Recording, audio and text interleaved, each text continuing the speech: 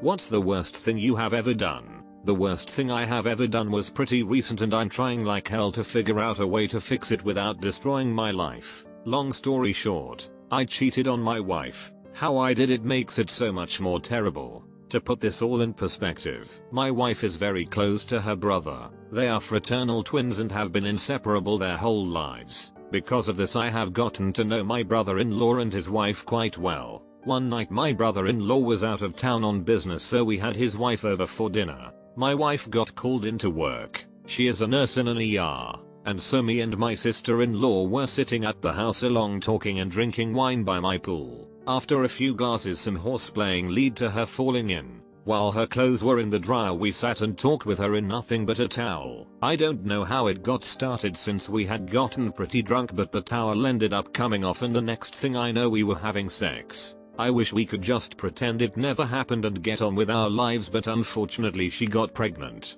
Her and her husband had been trying for a while, but apparently his equipment hadn't been up to the task. He had been gone for a week by the time me and her slept together, so we are fairly sure it is mine. He was with her when she got morning sickness and made her take a pregnancy test. He is out of his mind excited and has already told everybody. We have somehow kept our cool so far and nobody suspects anything.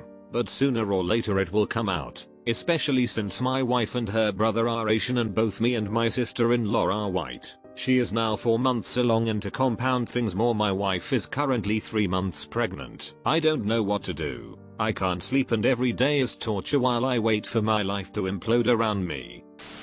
I think everybody in this thread is overreacting. Can you imagine that moment of temporary insanity, losing your husband? Maybe losing your son? She just lost it. She's not a refined disgrace. It was a lapse of judgment. And don't gag me with your men's rights bullsh. OP wasn't innocent. He was 16 years old, the age of consent in some states, and hormonal. It was just sex. I wonder if this is a serious thread. Oh well. Story time. I used to beat up on my little brother when we were both younger. We have a decent age gap between us, which just made it more pathetic. It was really bad. I'd bruise him or worse. One time I knocked a baby tooth out. We would fight all the time, or more accurately, I would snap and lose it over something small he did. I was full of rage, helpless, being tormented in school, and I had no idea how to deal with any of it, so I took it out on him. Scumbag territory. After something particularly bad I did, my mum dragged me into a separate room, shut the door and stared at me in disgust. She said, "What the hell are you doing to your brother? He looks up to you, you know." That hit harder than anything she could have thrashed me with. Hands, shoes, sticks, whatever. I felt like someone dropped a pile of bricks on me. Here's my little brother, looking up to me, and look what I'm doing. I had become my tormentors, but worse. Disgraceful. I turned it completely around after that. Total 180. Never lost my temper with him again. Apologized, and tried to be the best brother possible. We ended up on really good terms. Quite close, and he's the family member I miss the most from back home. And I'm still really sorry for what I did. I apologized to him personally many years ago. He just laughed and shrugged and says it doesn't matter anymore. But I feel the black mark on me that no amount of apology will ever get rid of. That's the worst thing I ever did. Take out my helplessness on my younger brother. I still remember that feeling, when the weight of what I had been doing fell on me. That moment when you realize you've gone way over the line and you'll never make it up to them. I don't know about ever, but I ran over a squirrel today and I feel terrible about it. My 3-year-old was in the back of the car and felt the bump, and he started saying over and over, "Daddy titted, daddy titted." I didn't know whether to laugh or cry.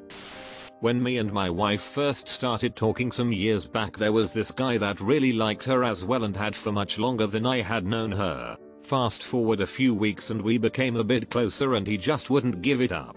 I told him over and over to just drop it since we were decent friends at the time and could be light about it. Of course he didn't, so it became more personal and negative to the point where we almost fought a few times from him running his mouth a little too much. Now is the time to preface this with a small backstory. He had previously fathered a child with a girl, and on a trip to a neighboring town one afternoon they were in a car accident and killed. He was destroyed by it. Fast forward to when he was at stalker level with my wife. I finally sort of snapped and got a hold of him and told him that there was really no point in living anymore, and it seemed to be about time for him to go be with the only people that would ever love him by offing himself. At the time it worked wonders in getting him to literally drop all contact with her and he eventually left town. He, sometime later, found another lady friend and they are married and with children, so he ended up okay. I felt no remorse at the time, but now I can understand that it was probably one of the most effed up things I could and will ever say.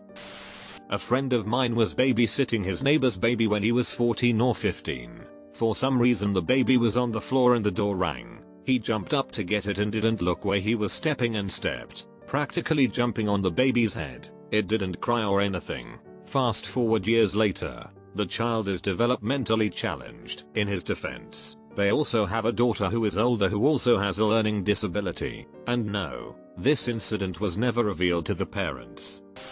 I was climbing a tree with my friend when we were in first grade. I was the better tree climber as he was sort of a inside all the time kind of kid. For some reason I thought it would be awesome to pee from the top of the tree. While peeing I thought it would be awesome to pee on him. So I did.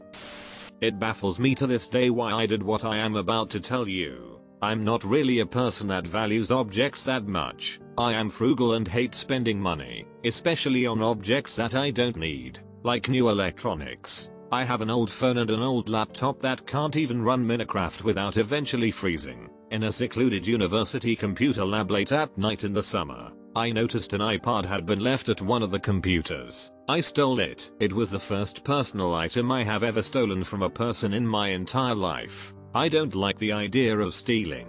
I don't really listen to music, and I knew it was going to ruin this person's day, but I did it anyway without a thought. The headphones were nice too, but I didn't really care about headphones, so I disconnected those and left them there. Maybe the owner was glad to at least have those. Maybe it pissed him off more because there was no doubt in his mind that the iPod was stolen. It was a nice 160 gig iPod. I hardly even listen to music. I must have put 1 or 2 gigs of music on there, maximum. Used it for a few months when I was working out. Eventually it was stolen from me at the gym. Didn't even faze me. Just nodded and accepted that I was part of some apathetic circle of low-life humans that don't respect the concept of personal property. I'm sure this isn't the worst thing I've ever done, but it sure sticks out there for me. I pop my knuckles, neck, feet, ankles, and elbows all the time. Specifically, when I pop my elbows, I extend my arm and twist, and then just punch in a random direction. I was at work. My boss's wife's mom was in, helping us do data entry. We were having some stupid conversation. As I was basically keeping an eye on her, I didn't even notice I was popping body parts. She didn't say anything. She goes on some tangent about some southern saying. I look away, begin the elbow twist and then punch her directly in the face. She had a black eye for a week. She was like 75 years old. Felt bad.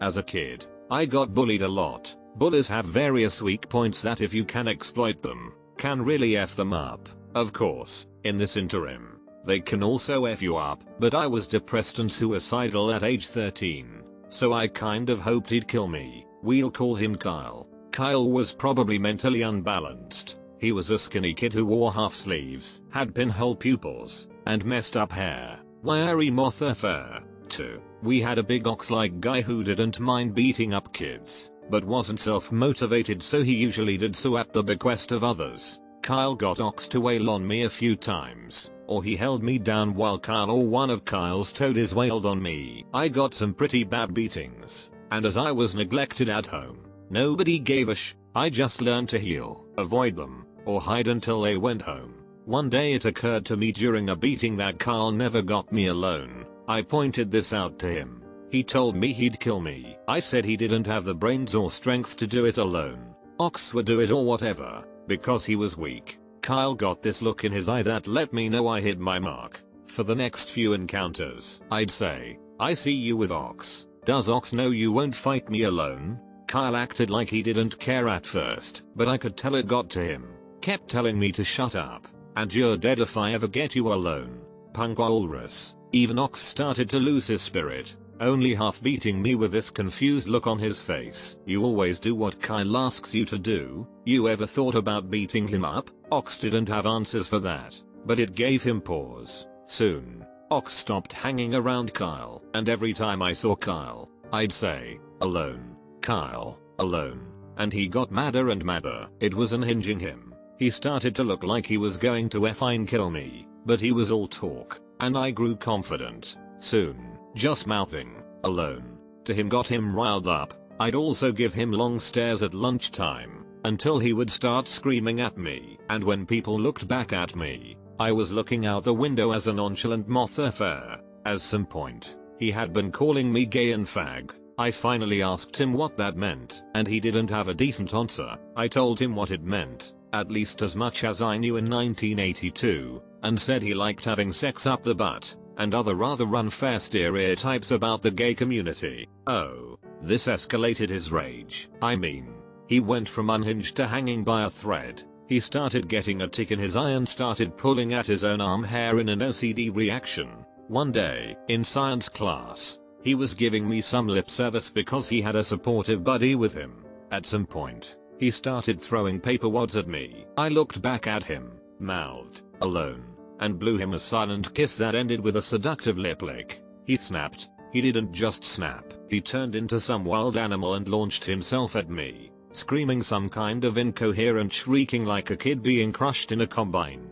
He managed to get within a foot of me, scrambling over desks and throwing everything aside like an enraged baboon before the teacher gabbed him. He stared screeching and clawing at the teacher's face. Luckily the teacher was very tall and had better leverage. "It's okay, Kyle. It's okay. Let's just go outside in the hallway so you can calm down," the teacher said, and had to carry Kyle's skinny away like a giant flapping fish. The door closed. We heard more screaming, banging against lockers, and the teacher calling for help. We heard more voices. Some of them were saying, "Oh my god, oh my god." A teacher came in, pale, and told us all to stay in our seats. She closed the door and witnessed the spectacle from the skinny door window. Once in a while, more incoherent shrieking. Minutes later, two cop cars and an ambulance drove up. All us kids looked out the window and saw some people cart Kyle away strapped down tightly to a gurney. He was now crying and wailing, like the tail end of a complete nervous breakdown.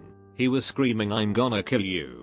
Kill kill die die die fag die kill. F faggot f faggot die kill, oh my god I will kill you," but seemed to be shouting at no one in particular. He had screamed so much, he had become hoarse by this point, and it was really alarming. No one ever brought it up to me because everyone remembered Kyle attacked a teacher. I never got asked about it as I was pretty anonymous at the time, and anyone who didn't know the backstory would have thought I was no more a victim than the other kids tossed aside as Kyle made his way towards me. Never saw Kyle again. Rumor was he was taken to a mental hospital and stayed there for quite some time. No idea what really happened to him. But after that, I realized how badly I had effed him up and I still feel a lot of remorse.